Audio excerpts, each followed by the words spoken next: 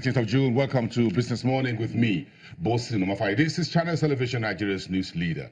And today at 5 o'clock in the evening, we are expecting Nigeria's May 2018 inflation report from the National Bureau of Statistics. That's the big story we've been waiting for. And of course, we'll have all the analysts speaking to that report when it comes out, and what in particular the headline figure. Meantime, we've had a few forecasts on the street over the last 1 week. Financial derivatives companies forecasting headline inflation will trend lower to 11.8%.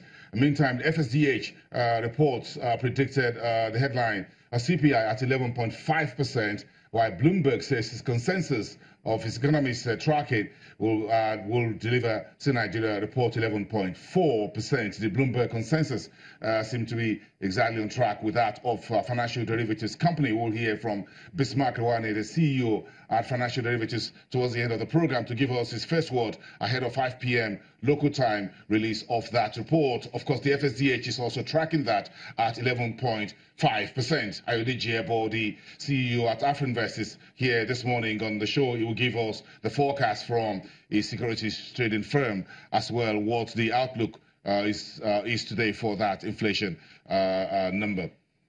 Meantime, Nigeria's private power sector privatization, the first ever under the Buhari's administration, may just be undergoing. The National Council of Privatization has reportedly appointed transaction advisors for 2 facilities, the AFAM Power PLC, which is the power generation firm, and the Yola Distribution Company.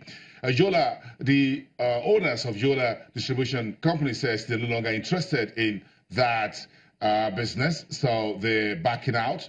Now the government is picking it up and is going to sell them. Both sales, both AFAM and Yola Disco, is expected to fetch the Buhari's administration 400 billion naira in revenue, and that may go into the 2018 budget.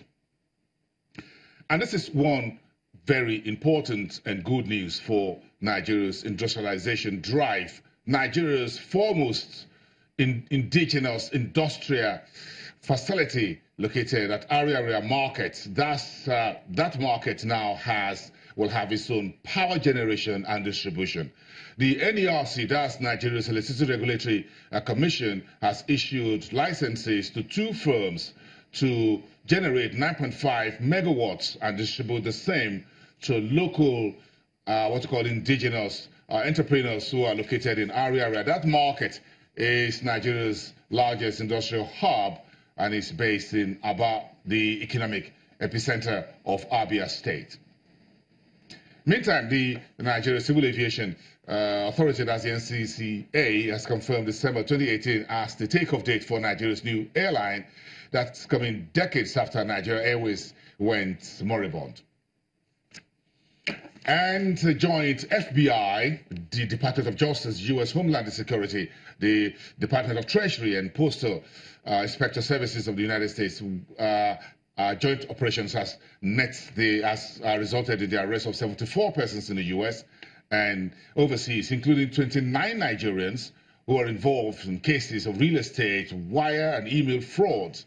This, according to news reports, this took several weeks, of which the FBI, the DOJ, the Homeland Security, Department of Treasury, and Postal Services combined to bring those individuals to justice.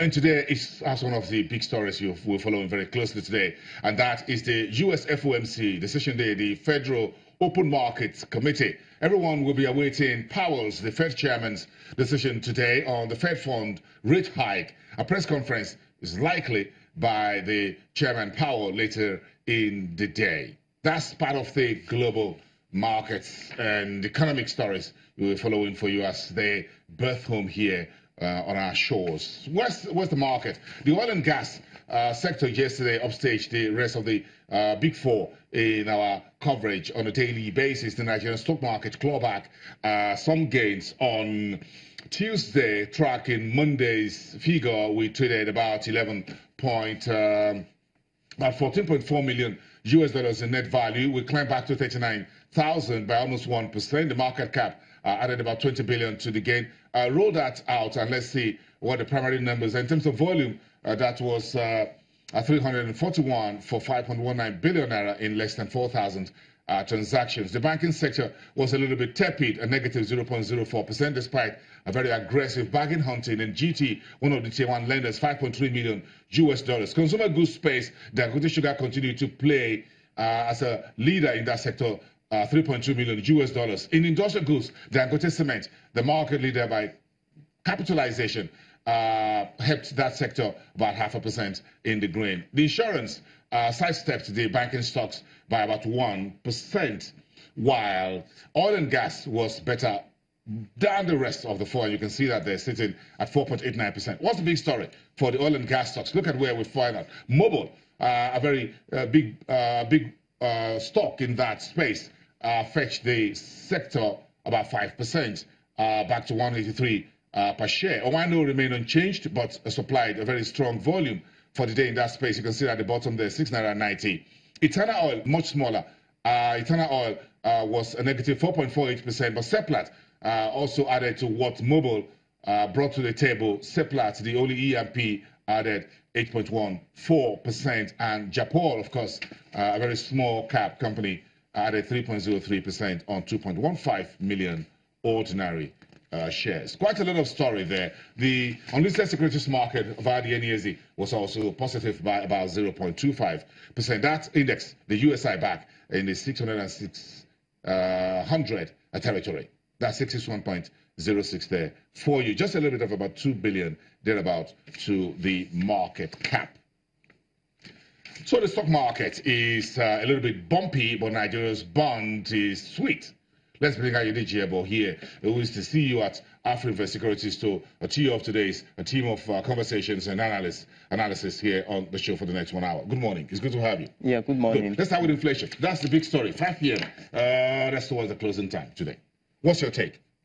Yes, forecast 11.5%. We expect it to also moderate, but in terms of the base effect, we've discovered that is thinning out, and before the end of Q3, we expect a reversal to the upward trend levels. So we expect that food inflation would also remain high.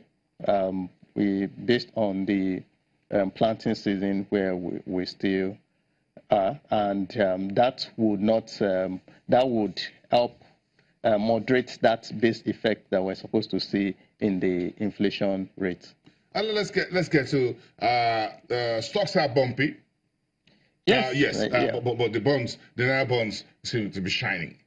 Yes, interestingly, we saw the sell-offs in the last 2 weeks across emerging markets, so it wasn't peculiar only to Nigeria, and that made some of the bonds, for most of them, were very attractive. Yields improved from the levels of about 12% to close to 13% levels, and as a result, for investors, that presents attractive opportunity when you compare it to the short-term instrument treasury bills market, which is less than I think around 11% levels, close to 12% levels.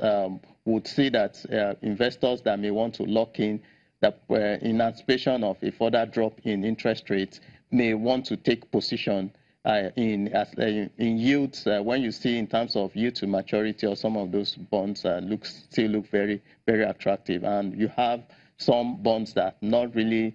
You have the 2-year bond that in terms of time to maturity that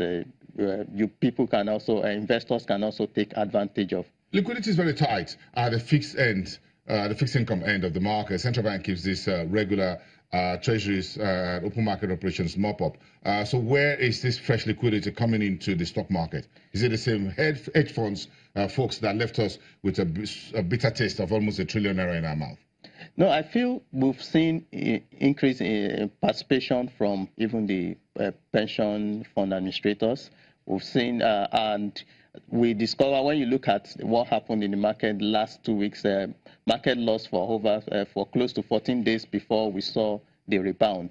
So that presented entry opportunities for some investors, especially even the institutional investors that missed out of the initial rally, And looking at the price in terms of multiples, we saw some improvement in terms of multiple as a result of the drop in the share prices. So we've seen increased volume, we've seen large trades be crossing on the floor. Dangote Sugar yesterday, about 50 million crossed in the market at 21 Naira. You see some major investors just taking position in some of those stocks that believe have strong fundamentals.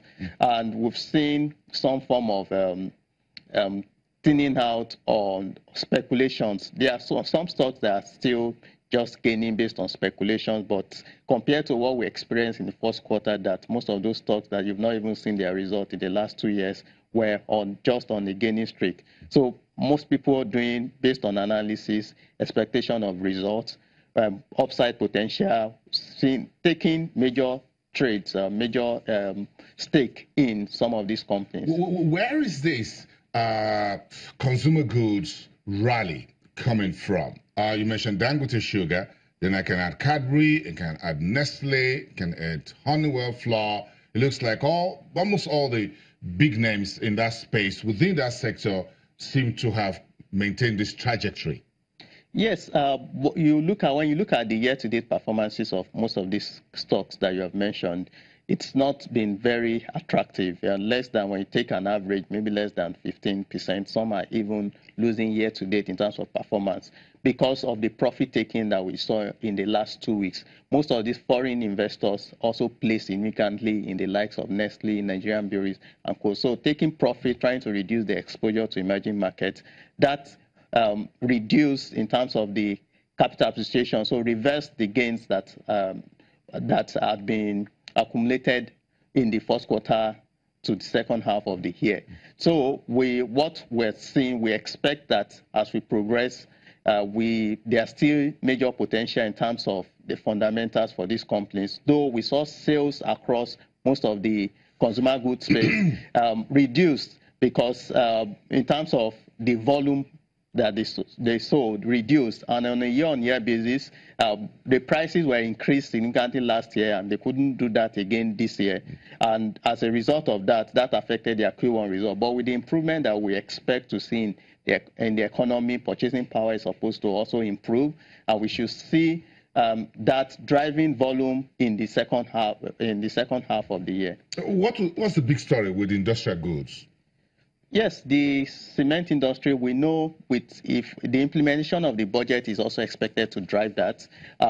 Cement is key. It's still a developing economy. So even our housing deficit, when you look at even that space, you need that for construction of the houses. Also, we know within that space, we're also trying to test how you can also use cement to construct roads. So that, and as a result, that would open and increase the demand for their products within that space. We've seen Dangote Cement that still dominates that space, and we'll continue to see how Dangote Cement would across African countries to export even from Nigeria as we progress. Is this a bull rally or a bear trap? It's in between the two because we'll see that the rally, we also see some moderation that we expect.